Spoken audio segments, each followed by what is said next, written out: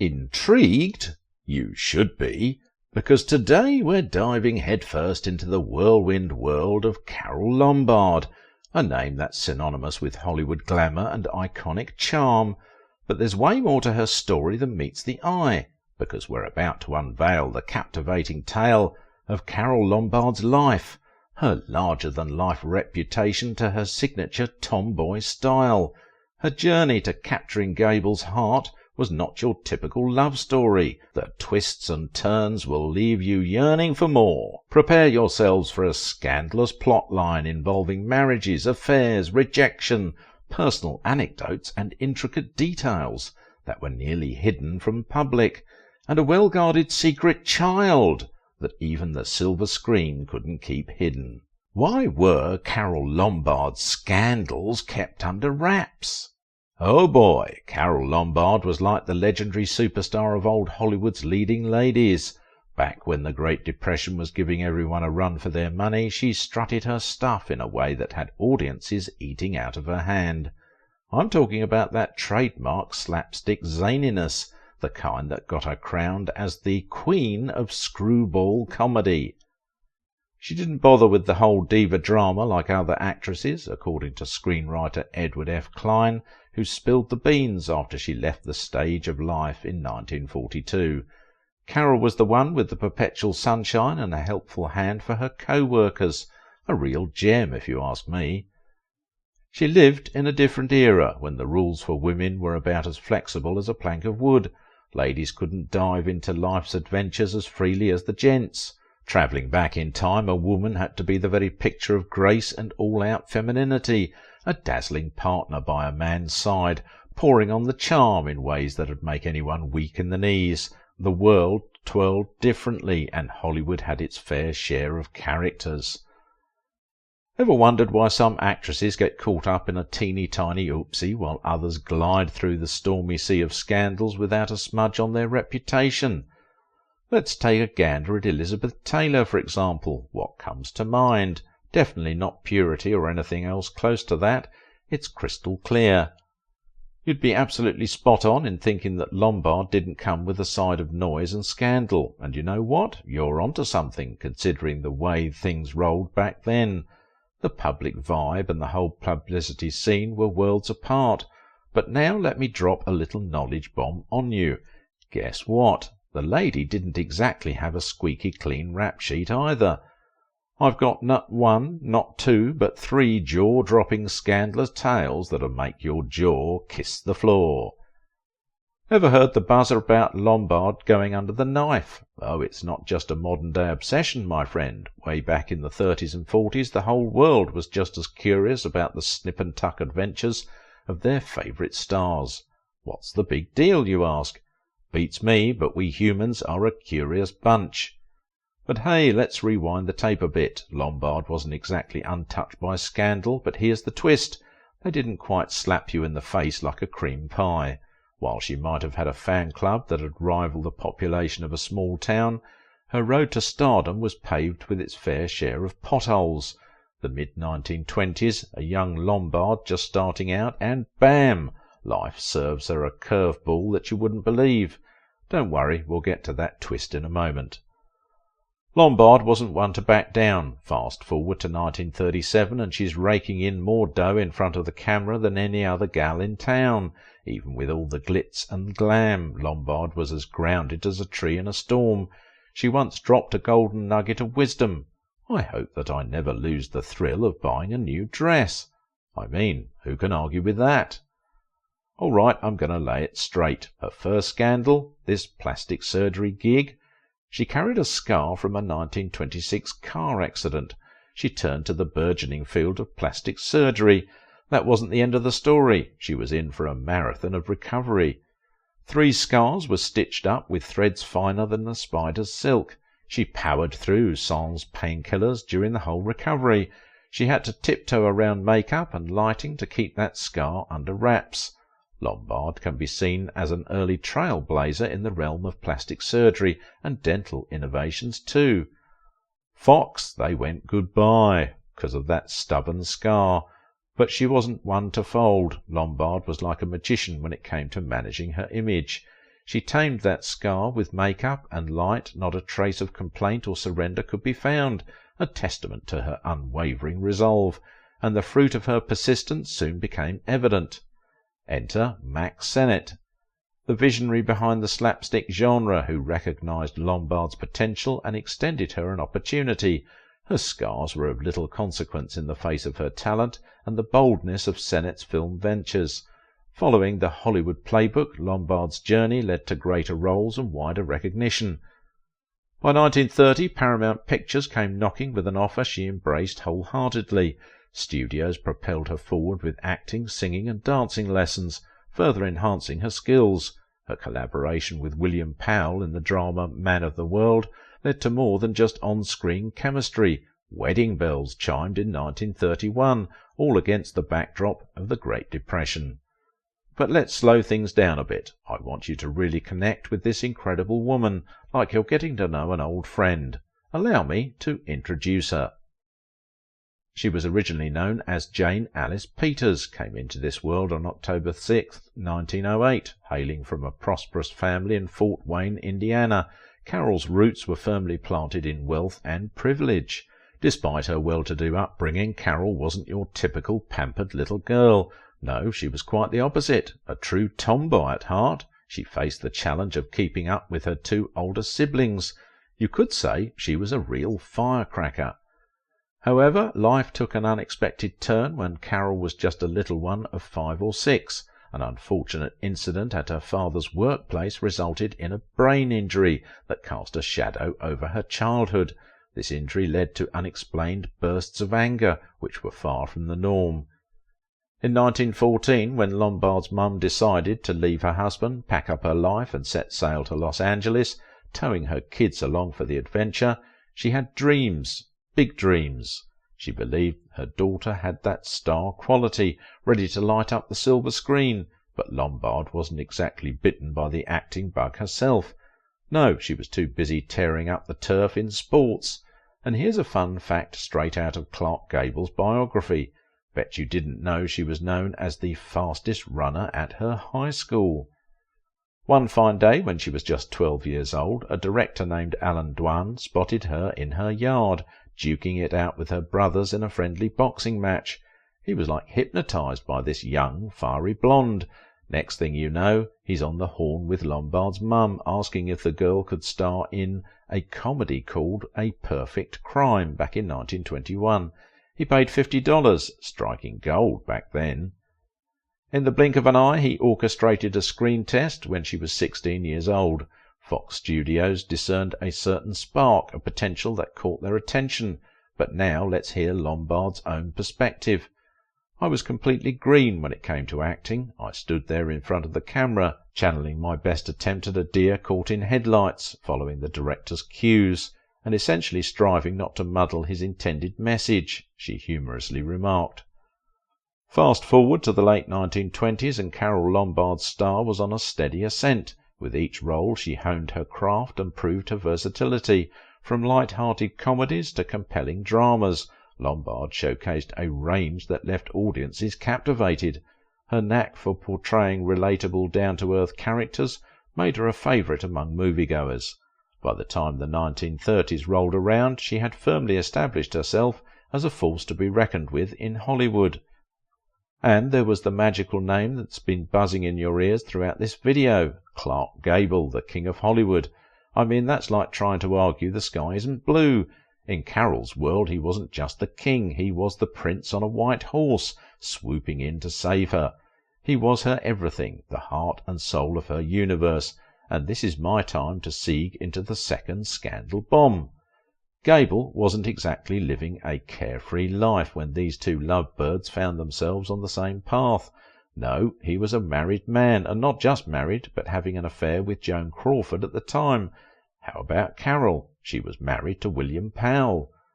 Did your mind just hit pause with a surprise? I mean, envision Carole entangled in a web of infidelity. It's almost like likening her to the ranks of Elizabeth Taylor, don't you think? And I can practically tune into your thoughts. There's that Lombard portrait on your wall, all because, well, who can resist rooting for Carole and Clark? They were always way up in the air or way down, Loretta Young once said. They were real people. So how did the big meeting happen? No Man of Her Own was their precursor to real-life romance, even though Gable didn't even like Carole at first. When the cameras were rolling, oh, they were like a dynamic duo, total pros working in perfect harmony, but the show didn't keep going off script when the director yelled cut. No, when those lights dimmed, their relationship dialed back to cordial. It's like they were two colleagues politely exchanging pleasantries over the water cooler. Can you believe it? Gable wasn't exactly doing cartwheels over Lombard's famous knack for colourful language. It wasn't exactly his cup of tea. Carole? Well, she had Powell on her mind. During those post-marriage times, Carole even shared a gem of insight. We were working side by side, sharing passionate scenes, and you know what? I couldn't even make him bat an eyelash. To him I was just another co-star, another day at the office. No heart flutters, nada. Just your regular leading man. Talk about a cold shower. It's quite amusing when you think about it, especially considering she was already navigating her own personal soap opera at the time, thanks to her marriage to Powell. Now let's clear up a little misconception, okay? There were no secret scripts of romantic interest being passed between Gable and Lombard during filming, no steamy love notes exchanged, no, not a single one. But it's almost like a scene out of a romantic comedy. Gable playfully dishes out a nickname for Lombard, Ma, and in response Lombard playfully addresses him as Pa. Adorable, isn't it?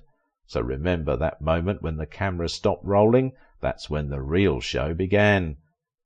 Gable, the ultimate gentleman, bestows upon Lombard a pair of ballerina slippers, all wrapped up in a bow with a tag that reads, "To a true prima donna." But don't forget, Lombard was the queen of mischief, so she hatched a plan for sweet revenge, a ham adorned with Gable's face, a laugh-out-loud gag gift for the ages. And now you rightly ask, but where is the love? Well, they didn't maintain anything. The connection between them lay dormant until a notable night hosted by millionaire Jock Whitney in 1935. The night of the glamorous White Mayfair Ball in Beverly Hills is part of Hollywood lore. It featured a who's who of the entertainment industry, including the undisputed king himself, Clark Gable. This event marked a moment when loyalty seemed to transform into newfound freedom. Lombard and Powell's chapter had an end, and Gable, well, let's just say he wasn't exactly staying true to his marital vows with socialite Rhea Langham. No, sir, he wasn't shy about exploring the uncharted waters outside his marriage. And then enter Lombard in all her glory, defying the party's pristine all-white dress code with the panache that only she could master. Imagine this, a scanty white hospital gown, and the grand entrance, a white ambulance with sirens wailing and lights flashing. Classic Lombard, always one to bring laughter to the party. And guess who was rolling on the floor laughing? Gable himself. In fact, Lombard's gutsy stunt struck a chord. Gable, who often felt out of place in the glitz, was taken aback by Lombard's irreverent attitude. Here is Lombard's reflection on the night. And for some reason this got to old Clark. He thought it was hot stuff. Who knows? Maybe with all that white he thought I was a virgin or something. Oh, the jokes didn't just stay at the party. Gable decided to take Lombard for a spin on the dance floor. Allegedly, the sparks were so electric that the dancing had to take a pause. Lombard playfully told him to cool his engines. Gable even whisked Lombard away to his hotel. It was like a scene straight out of a movie. He's dropping propositions left and right, but Lombard wasn't having any of it. With a twinkle in her eye, she hit him. Who do you think you are, Clark Gable? He finally realized that Lombard isn't interested in any steamy moments. Gable pulled out the classic, "Oh, no problem, I have a date" card. When Lombard asked with who, he said with none other than Loretta Young. So he drove Lombard back to the party, nearly throwing punches at Lyle Talbot, another actor in his desperation, and this is his party ended. But in the aftermath of all the chaos, Lombard's got a change of heart. She was like, hey, maybe I was a tad harsh on Pa Gable. So, in classic Lombard style, she concocted a plan. She rang up a pet shop, ordered a pair of doves, and sends them as a peace offering to Gable.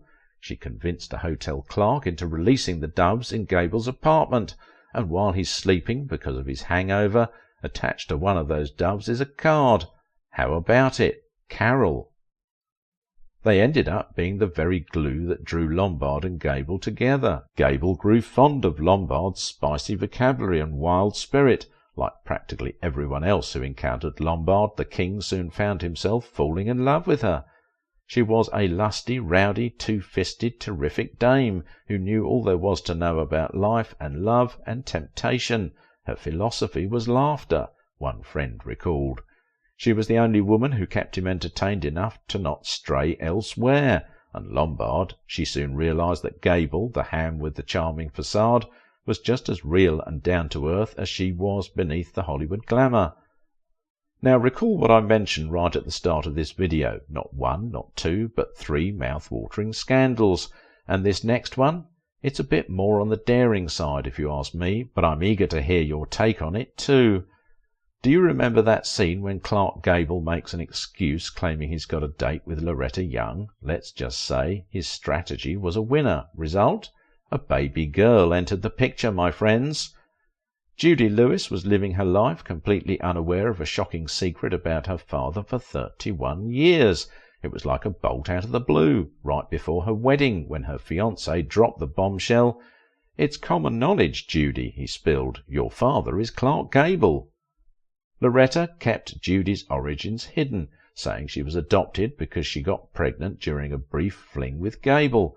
But Judy had those iconic big ears too. Loretta went to great lengths to conceal Judy's Gable-like ears, hiding them under hats and even having them surgically adjusted when Judy was just 7 years old, all to dodge rumours about her true parentage. The 1930s and 40s were quite the time, right? Scandals and secrets were practically the order of the day. Judy spent her first 19 months tucked away in orphanages, shielded from the public eye. Also, so her mum's career wouldn't take a hit due to the shame associated with this scandal back then. In 1958, when Judy was all set to marry Joe Tinney, something stirred within her. She told him, "I can't marry you. I don't even know who I am." So she embarked on a journey of self-discovery, diving deep into her past to uncover the truth behind her extraordinary lineage. Now let's venture into a bit of speculation. Just imagine Carole Lombard in this situation. The news is out and Hollywood is buzzing with whispers about Judy's lineage. Given her genuinely caring nature, how do you think she might have reacted? Do you reckon Lombard would have extended a hand of understanding and compassion to Judy, maybe like a wise and caring confidant, given her own journey through the ups and downs of fame and personal life? It's not too hard to picture Lombard being that soothing presence for Judy. You remember how I threw that question at you right at the beginning of the video? You know, the one about how Carole Lombard managed to rock it in Hollywood without losing her cool. The glitzy glamour of Tinseltown isn't all rainbows and butterflies. Plenty have stumbled on the media whirlwind and studio shenanigans, ending up in a tangled web of lies. So here's the million-dollar question. How in the world did Carole Lombard not only survive but thrive? The answer is as simple as it's awe-inspiring. She was the real deal, a genuinely wonderful human being who was as authentic to the core. She waltzed through Hollywood's twists and turns. For 5 brief years, Clark Gable and Carole Lombard were the most dashing, glamorous couple on the planet. He was a manly heartthrob and she was the screwball comedian. And you know what? They were perfect together. Amidst the dazzling lights of Hollywood, their connection was more than just a scripted romance. It was a profound bond that went beyond the silver screen, capturing hearts and defying time. As Gable's affection for Lombard blossomed, it became evident that their union was something extraordinary, a dance of contrasts, their personalities intertwined, creating a symphony of emotions that resonated with both. Lombard saw beyond the glamour, recognizing Gable's vulnerability and sincerity. Beneath the charming smile lay a man who shared her dreams, fears, and hopes. Their love was a refuge, a sanctuary in a world of facades. where they could be their unfiltered selves, free from the weight of expectations. The silver screen has countless stories waiting to be unveiled, and we're here to bring them to your screens. Make sure to check out our next video, What Made Faten Hamama's affair with Omar Sharif unique and iconic? Trust us, you won't want to miss this.